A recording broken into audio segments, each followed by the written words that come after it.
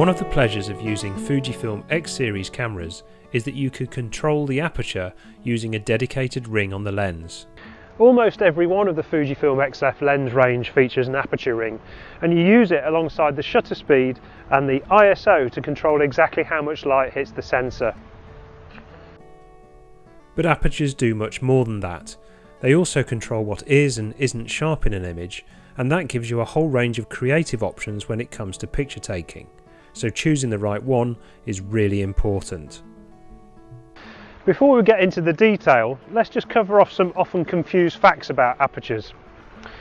An aperture is essentially just a hole in the lens which lets light through onto the sensor, and they're measured in f numbers such as f2.8, f5.6 and f16.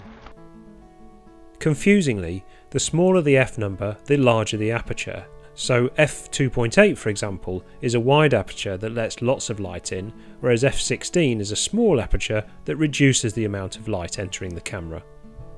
Moving from one aperture setting to another doubles or halves the amount of light going into the camera.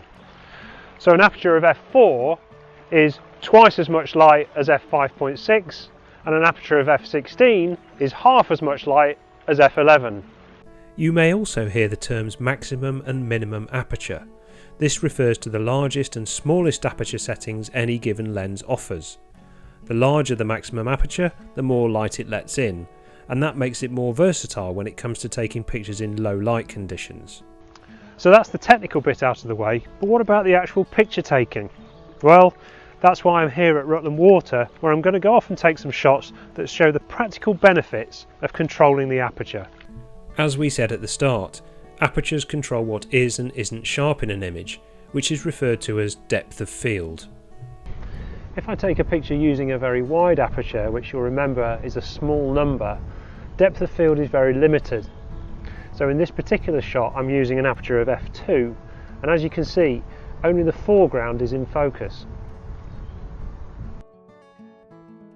If I now take the very same picture using a small aperture, which is a large number, then depth of field is greatly increased. I'm going to take this shot at f16 and you'll be able to see that everything from the foreground to the background is sharp. Both of these images were taken using the aperture priority mode. On XA models, this is accessed by selecting A on the top plate dial and then using either the rear command dial or the aperture ring. On all other models, set A on the top plate dial and use the aperture ring to select the aperture of your choice.